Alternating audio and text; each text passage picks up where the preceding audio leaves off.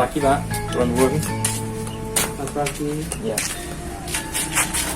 Nah, halo para wadu pusaka ya, wadu pusaka dimanapun Anda berada, kita berjumpa lagi dengan kita wadu pusaka bersama dengan Pak Dani dan saya Fajar ya. Baik, sebelum kita mulai, bagi Anda yang baru mampir silahkan subscribe. Jangan lupa untuk mengisi absen dengan cara komen di bawah. Ya. Semoga video ini bermanfaat. Like jika Anda suka dan dislike kalau Anda tidak suka. Gampang ya. Baik, mari kita simak videonya.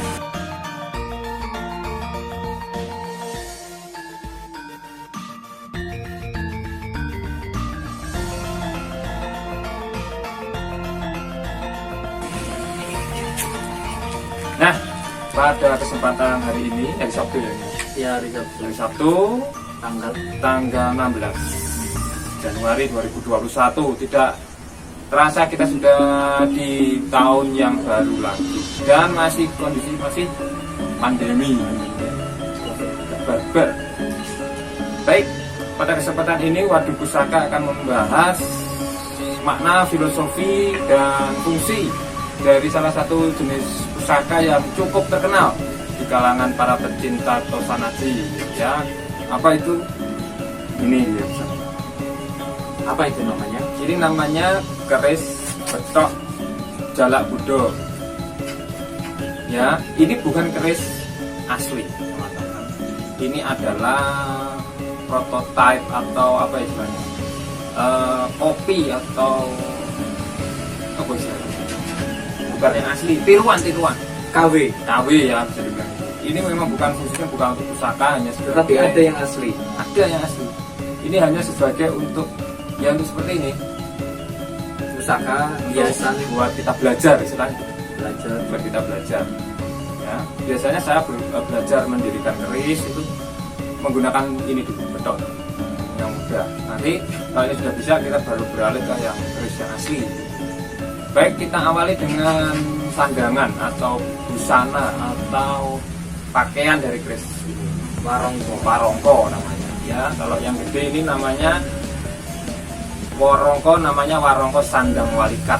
Seperti ini. Apa itu walikat? Sandang walikat itu aslinya adalah suatu warangka yang bentuknya sederhana seperti ini, yang mudah dibawa. Nah, seperti ini ya. Tidak banyak hiasannya, ya cuma gelonjor gitu aja.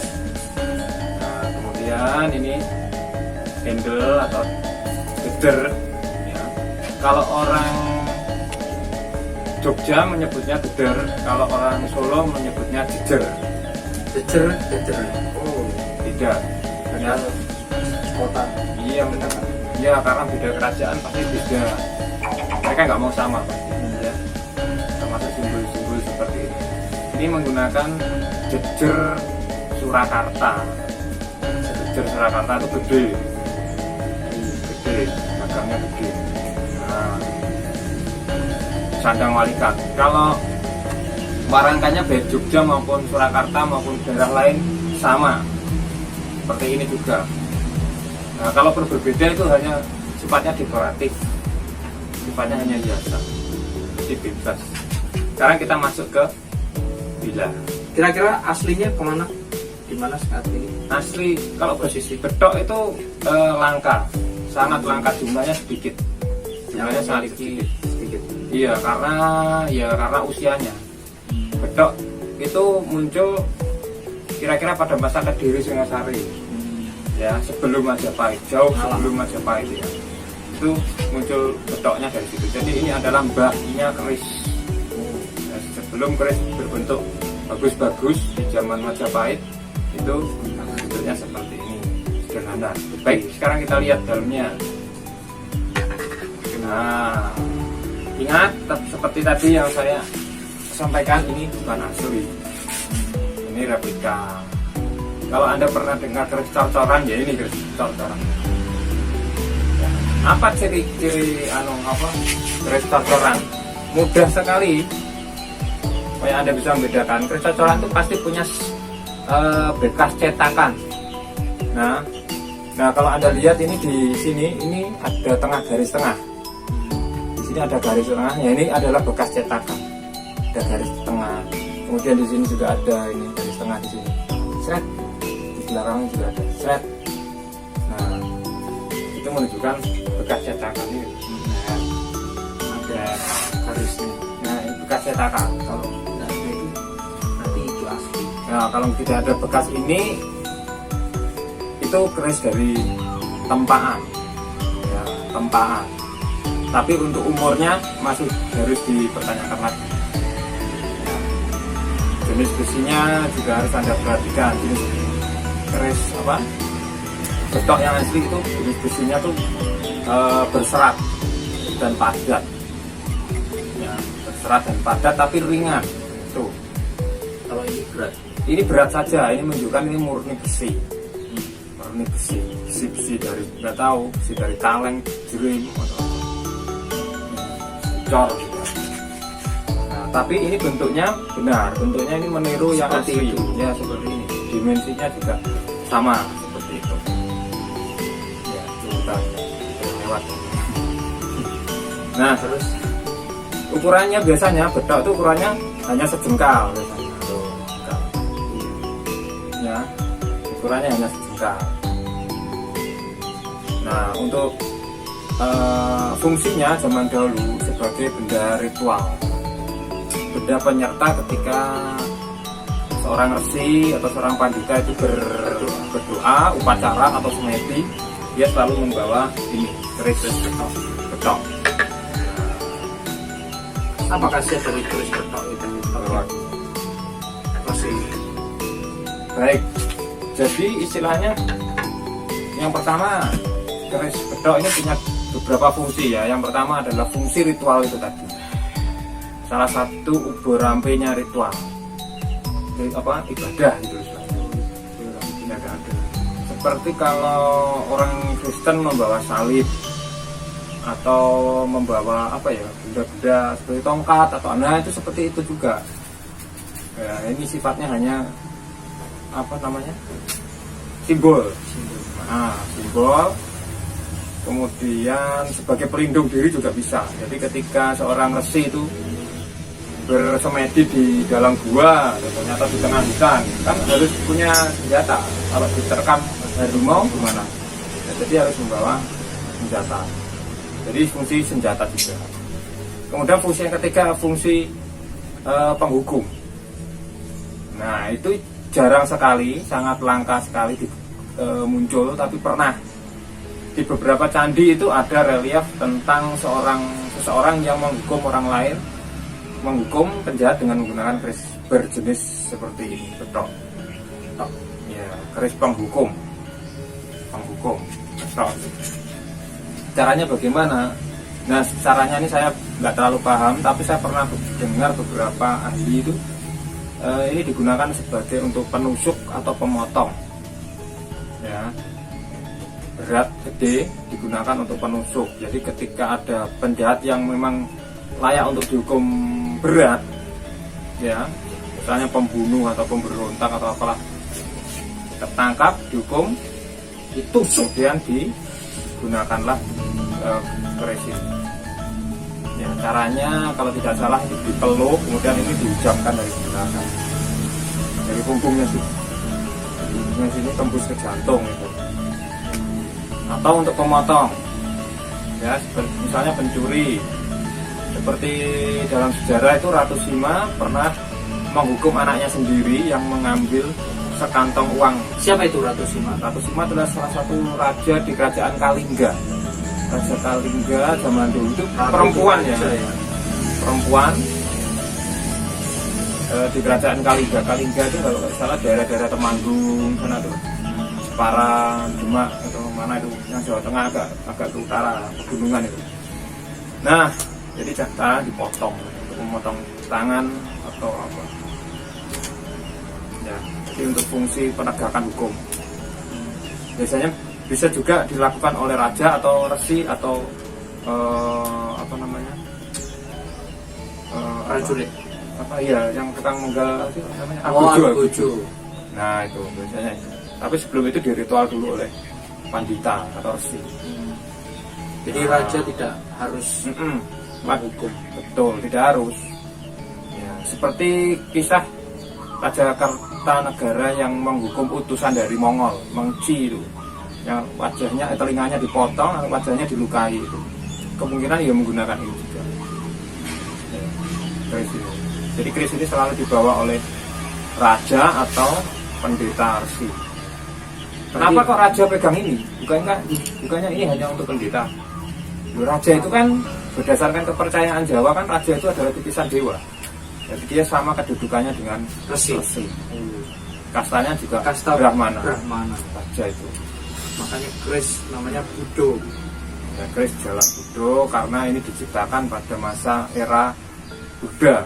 Buddha masih berkuasa. Kerajaan masih banyak yang bercorak Buddha. Nah, Padahal Hindu dulu ya yang datang ke Indonesia. yang datang ke Indonesia itu adalah Buddha dulu. Oh, Buddha dulu. Buddha, kerajaan Buddha, kerajaan Hindu, Islam masuk. Contoh kerajaan Buddha apa saja? Kerajaan Buddha itu ya Sailendra, itu yang membuat Candi Borobudur. Kemudian habis itu ada Candi Mendut, itu apa? Kerajaan Buddha. Sriwijaya itu juga Buddha. Kalingga tadi Buddha. Hindu setelah itu. Setelah itu muncul Hindu, Prambanan muncul. Berarti mereka sama persis. Hah? Ada kepersisan. Ada kesamaan, iya. Nah, di Candi Prambanan itu juga ada stupa kecil-kecil tapi. Dan mereka di zaman Majapahit kan mereka bergabung. Muncullah agama baru namanya agama Siwa Buddha. Jadi kalau zaman dulu itu Buddha itu seperti agama Buddha itu seperti untuk kehidupan sehari-hari. Harus baik dengan sesama makhluk. Itu keseharian. Tapi ketika mereka ritual, mereka beribadah itu menggunakan cara Hindu. Jadi Buddha itu seperti jalan hidup, tapi untuk ibadah menggunakan Hindu. Nah, terus apa lagi ya? Filosofi ya. Ya, makna filosofi. Filosofi. Ada sogoan gitu. Ya, sogoan itu yang kok tengah ini sogoan. Ini lambang Linggayoni. Linggayoni berarti ini sudah laki-lakian. Lambang kesuburan. Kesuburan. Lambang Ibu Pertiwi dan Ibu Pertiwi dan langit, Bapa langit. Nah, jadi asal muasal kehidupan, bapak dan ibu asal muasal kehidupan. Sangkan paraning dumadi. Apa itu sangkan paran? Sangkan itu dari paran itu menuju. Jadi kita dari sana dan kita akan kembali di sana. Sangkan paran itu sama dengan kalau Katolik itu alfa dan omega. Ya, boleh. Awal itu. Nah, ya. Keris juga tidak punya pangkal dan ujung. Ya, pangkal dan ujung itu menunjukkan apa juga itu tadi tidak ada awal dan tidak ada akhir. Keabadian. Namanya ujung itu di atas. Tapi kalau kita masukkan ke warangka jadi seperti ini. Mana ujungnya? Ya, berarti tidak pada pangkal dan ujung. Iya, tidak. Nah, kemudian ada gonjo sama seperti keris yang lain. Gonjo itu ada fondasi. Kekuatan kita. Pertama. Ini lurus. Artinya ini untuk satu tujuan, untuk fokus pada satu cita-cita. Nah, kemudian ada geger sapi atau gigir sapi. Gigir sapi itu adalah ini yang di atas ini yang garis lurus. Tujuannya apa itu? Oh, ini hanya untuk menunjukkan identitas bahwa ini dibuat oleh kalangan dengan aturan istana. Itu juga bisa. Ini juga menunjukkan kekuatan juga bisa. Kalau misalnya keris empu gandring itu apakah seperti Kemungkinan besar berbentuk lurus keris empu gandring itu karena empu gandring itu kan masa awal Singosari. Jadi belum ada keris yang berloh. Keris yang modern itu belum ada. Jadi masih bentuknya mungkin seperti ini. Nah, lurus itu masih lurus. keris jalak ini punya filosofi. Anda tahu burung jalak? Burung jalak itu dia mencari makan di atas tubuhnya kerbau tanpa mengganggu kerbaunya. Simbiosis mutualisme, jadi semuanya untung ya. Iya. Semuanya untung, jadi Kerbaunya kerbaunya nggak punya apa kutu, kemudian jalaknya makan, jalaknya juga bisa makan. Nah itu artinya filosofinya adalah kita hendaknya kalau kita hidup mencari makan di muka bumi ini harus tidak merusak bumi itu. Bumi itu diibaratkan seolah seperti kerbau ya, dia menurut sekali. Kita mau apa, dia akan ngikutin kita. Dia mau kita mau merusak bumi pun bumi tetap diam saja ya, tapi hukuman itu tetap ada, semua ada konsekuensi. Apakah pandemi ini termasuk hukuman? Bisa jadi dan bisa juga tidak ya, ibarat seperti kerbau tadi ya, kita kalau mencari makan jangan sampai merugikan alam ataupun orang lain. Kita semuanya masing-masing cari makan gitu. Jadi kalau bisa memayu hayuning bawono. Jadi apa itu? Memayu hayuning bawono itu adalah salah satu filosofi yang dipegang oleh orang Jawa. Ketika kita melakukan sesuatu, kita bekerja, kita mencari nafkah, mencari makan, mencari hidup, jangan sampai merusak bumi, tapi justru kita memperindah bumi. Memayu itu memperindah, mempercantik bumi. Oh, saya kira mempercantik hayuning itu mempercantik kecantikan dari bumi itu sendiri. Bumi ini sudah cantik, sudah baik, diciptakan Tuhan sedemikian baik, jangan sampai kita rusak. Justru kita harus percantik lagi kalau bisa. Tuh, seperti itulah. Kenapa? Karena bumi itu lambang dari ibu. Iya, kita berasal dari bumi. Mother Earth. Ya, seperti itu. Karena menghasilkan berbuah. Jalak itu adalah plesetan dari jalmo. Jalmo itu manusia. Jadi jalak itu adalah simbol manusia. Berarti ini dari Jawa Tengah. Ini hampir di seluruh Jawa ada. Oh, tidak hanya di Jawa Tengah. Tidak hanya di Jawa Tengah, Jawa Timur, di semua, bahkan di Sumatera juga ada. Apa? Betok itu. Apa namanya juga betok? Mungkin namanya di sana berbeda, penyebutannya berbeda, tapi sama bentukannya, fungsinya sama semua. Kenapa kok sama di Jawa dan Sumatera kok sama? Ya sama karena masih saudara sebetulnya Jawa dan Sumatera itu. Jawa dan Sumatera, Sriwijaya dan Majapahit itu kan sebetulnya satu ibu istilahnya gitu. Hanya mereka secara politis mereka berbeda pendapat. Secara agama mereka berbeda zaman dulu ya. Sumatera cenderung ke Buddha, bahkan Sumatera itu terkenal sebagai biara Buddha terbesar di dunia pada masa dulu. Jadi ketika ada orang mau belajar ke India, mampir dulu ke Sumatera kan. Mampir dulu ke Sumatera, belajar dulu, baru dia ke India. Mazhabnya mazhab Buddha Mahayana atau apa. Nah seperti itu teman-teman. Jadi sebetulnya saudara Sumatera dan Jawa. Kalau Anda tahu Raden Patah itu orang Palembang. Nah, lahir di Palembang kan.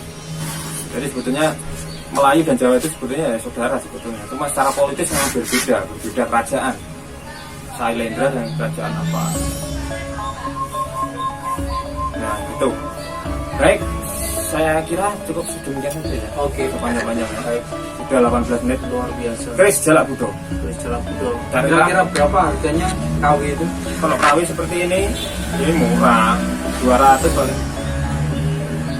200. Kalau yang asli mahal sekali, jutaan, 10 juta lebih mungkin kalau ada. Tapi hati-hati banyak yang palsu di luar sana, harus jeli. Oh ya, kemudian ada satu fungsi yang saya lupa. Keris jalak itu dipakai untuk keris tinde. Apa itu keris tinde? Itu keris yang bisa menetralisir energi jahat, energi yang jelek lah. Nah biasanya kolektor keris itu memiliki keris betok sebagai keris tinde. Jadi untuk mendinginkan atau mengendalikan energi jahat yang mungkin ada di dalam pusaka-pusakanya. Oh iya, dan juga rumah juga sudah. Baik, terima kasih. Kenapa kok Ada lagi. di gunung itu kok mempunyai energi mistis? Gunung memiliki energi mistis. Iya. Siapa yang bilang ini? Iya, karena ada yang mengatakan Mungkin itu bahwa salah. di gunung nggak boleh ngomong sembarangan. Baik. Terus Paham saya. seperti itu. Gimana? Jadi seperti ini teman-teman sekalian. Untuk orang Nusantara itu memiliki kepercayaan bahwasanya dewa itu bersemayam di gunung, di gunung-gunung yang tinggi. Ya, dewa-dewa itu banyak yang bersemayam di gunung yang tinggi. Oleh karena itu banyak sekali bangunan-bangunan candi itu menghadap ke arah gunung. Nah, Anda perhatikan. Misalnya apa? Borobudur, Borobudur itu mengarah ke gunung. Gunung Kemudian Merapi. bukan gunung apa yang di daerah situ lupa saya. Oh. Kemudian ada ini bukan dari ini juga dari apa serapan dari budaya India juga sebetulnya. Jadi orang India itu peradabannya peradaban darat, ya gunung seperti itu. Kemudian apalagi ya, di budaya kita sendiri juga mirip. Jadi budaya kita adalah budaya punden berunda. Kita membuat kalau kita mau menyembah Sang Pencipta atau leluhur, kita membuat sebuah gundukan atau punden berunda. Sejak zaman Tuhan Yesus. Nah, itu selalu berdoa itu di gunung. Nah, itu adalah bentuk miniatur gunung juga sebetulnya. Dan biasanya Berdoa itu juga menghadap ke arah gunung yang besar. Gitu. Iya. Nah, artinya Suci. gunung itu adalah tempat bersemayamnya dewa. Itu ya zaman dahulu itu seperti itu. Kalau laut itu adalah tempat rendah kan, laut itu kan rendah. Ya, orang zaman dulu percaya bahwa di laut itu banyak bersemayam hewan-hewan yang berbahaya, raksasa, monster lah seperti itu. Itu di sana. Dan gunung tempatnya dewa. Itu konsepnya itu dulu. Sehingga kita percaya di gunung itu banyak sekali roh-roh leluhur di sana. Sehingga kita harus menghormati gunung. Jadi nggak boleh coret-coret. Nah, seperti itu. Merusak. Makanya kita tidak boleh bermacam-macam ketika kita di gunung. Iya. Ya, karena gunung disucikan. Ya, istilahnya seperti itu. Kalau kita mau coba-coba ya istilahnya ada kata kualat gitu. Nggak bisa kembali. Tempat suci kok dibuat aneh-aneh. Istilahnya kalau kita naik masuk masjid kok masjidnya di obrak-abrik istilahnya gitu kan. Itu nggak boleh. Ya sama gunung seperti itu. Oke. Baik ya. Itu kira cukup waktunya molor ini. Terima kasih. Sampai jumpa di video berikutnya. Oke. Salam satu jiwa, satu haji.